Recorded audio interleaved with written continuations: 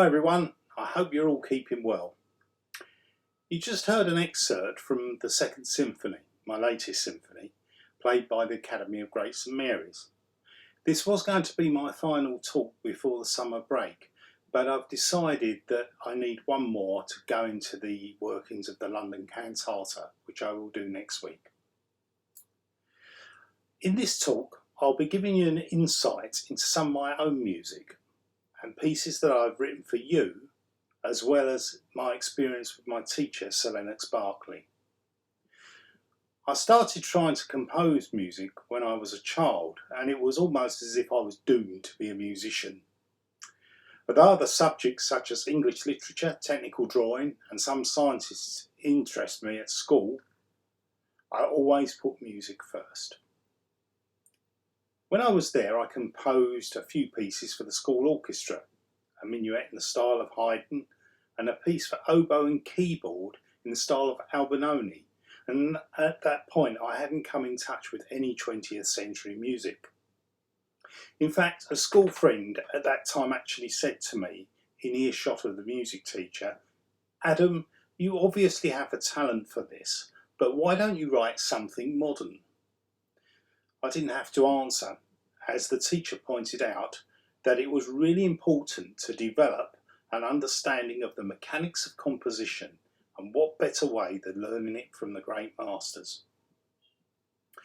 When I started the London College of Music in 1971, I produced my first orchestral piece that was performed by the college orchestra. My first study at college was oboe, and my second subject was guitar, but I already knew that composition and conducting were the most important to me. It's difficult to find a good composition teacher.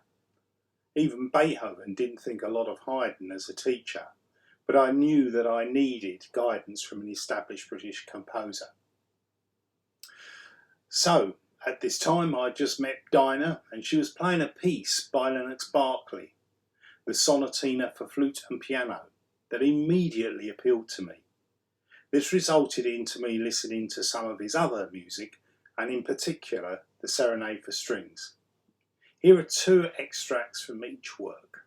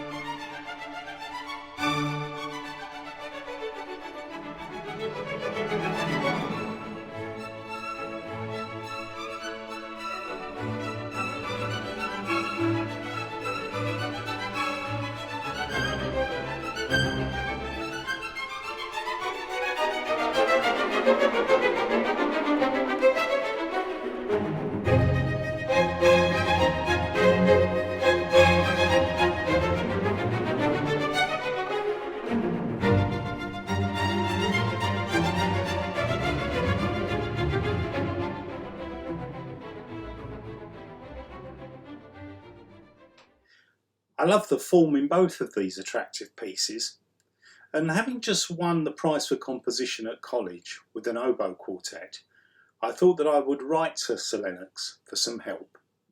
There was nothing to lose. Sir Lennox took some time to reply, but he invited me over to discuss my work, although he said he'd really retired from teaching. At this time I didn't know anything about the man, but I arrived one afternoon at his beautiful house in Warwick Avenue in West London. When I did find out about Lennox, I realised that he was a genuine aristocrat who had very interesting connections. But the most important thing was that I liked his music and I felt that he could help me. So Lennox said that he would like to take me on, and I studied with him for nearly 3 years. If you would like to know more, I've written an article called Only the Notes You Need that is on my website. Here's a little of his choral music.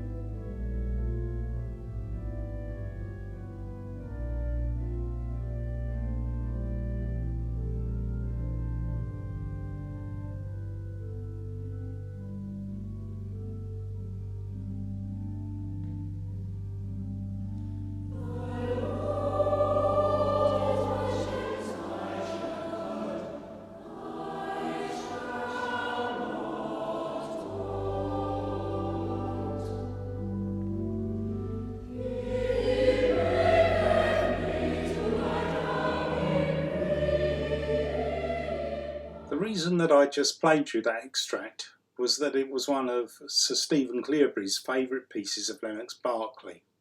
A few years ago, I interviewed Stephen Cleobury as a member of the Lennox Berkeley Society Committee.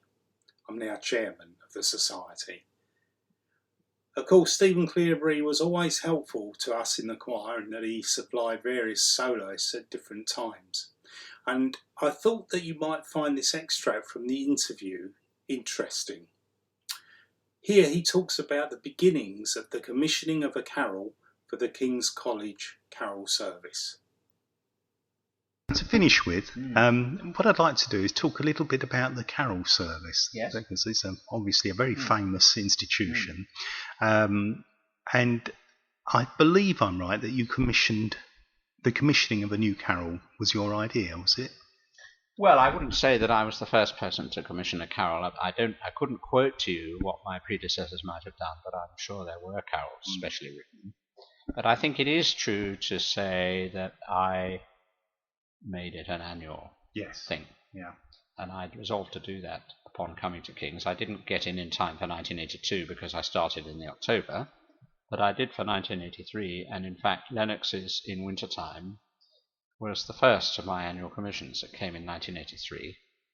And the reason I think that I approached Lennox was that precisely because I'd got to know him at Westminster Cathedral, where I'd been for the previous 4 years or so.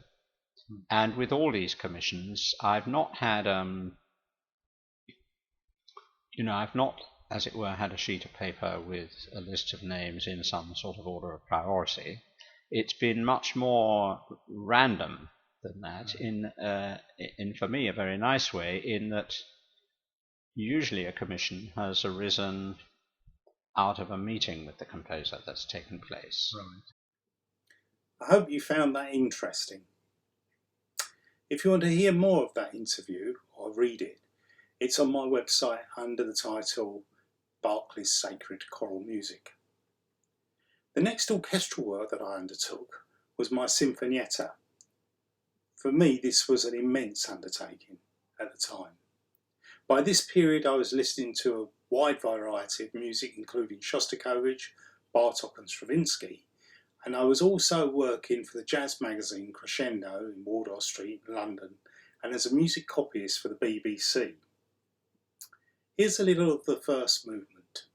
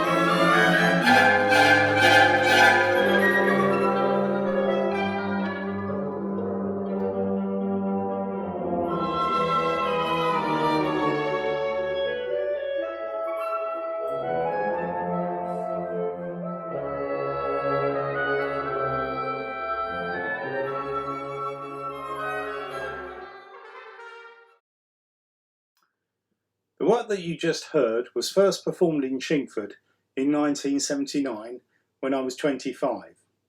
It then had 2 further performances in Ealing. It was at this point that I realised that I wanted to compose music that was programmatic, and the first time this happened was when I holidayed in Scotland and in particular visited the Culloden battlefield. The last movement of my Gaelic triptych represents the battle and the bloody aftermath. A couple of weeks ago I was talking to you about Handel. One of his famous choruses, "See Now the Conquering Hero Comes," is from his oratorio Judas Maccabeus and was used as a welcoming anthem for the Duke of Cumberland, who directed the massacre of the Scots. He was to become known as the Butcher. In my piece we hear the ferocity of the battle, followed by an elegy for the fallen that is based on Lord Lovat's lament. Lovat being the last person to be beheaded for his part in the Jacobite uprising.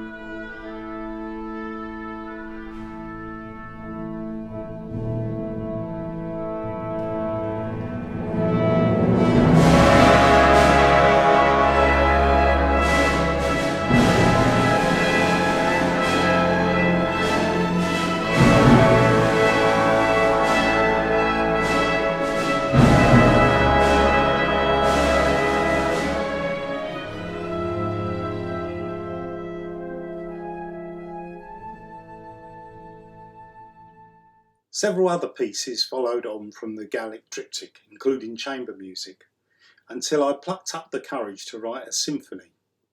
It took me a year to compose. The style has become more self-assured, and here's a little of the first movement.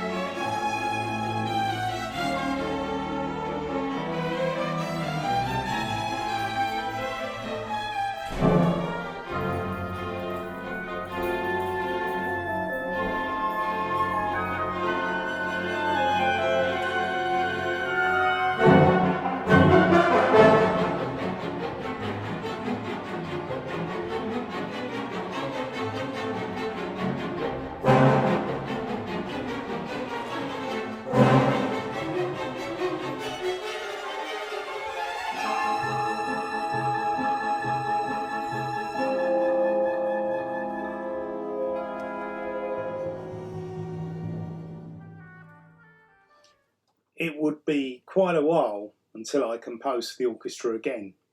I wrote a violin concerto and Life Cycle, a ballet, which was by far my most experimental work.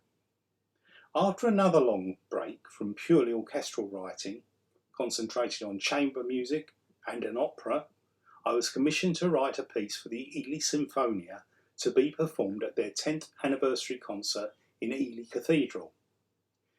If you know the cathedral, you will also know that it has an extremely lively acoustic, and a lot of orchestral music there runs into trouble as a result. I went to the cathedral to check it out and decided that the best approach would be to use transparent textures where possible and making sure that individual lines stood out. I was asked to compose something that focused on the resurrection, so I chose as my subject the martyrdom of Latimer. Latimer was burned at the stake with Thomas Ridley in Oxford during the persecution of heretics under Mary Tudor in the 16th century.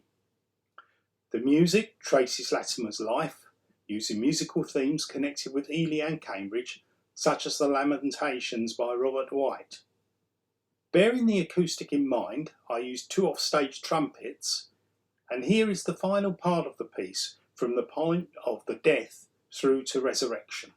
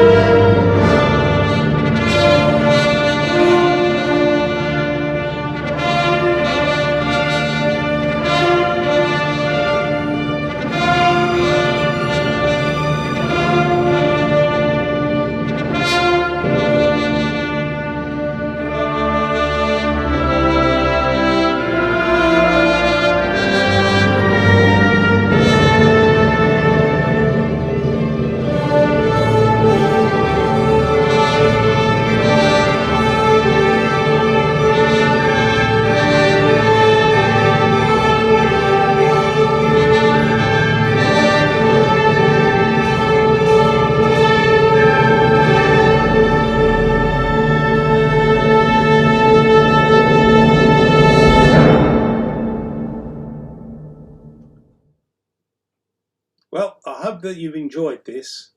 I've decided to make one more video specifically on the London Cantata, which I specially composed for you. See you next week. Take care.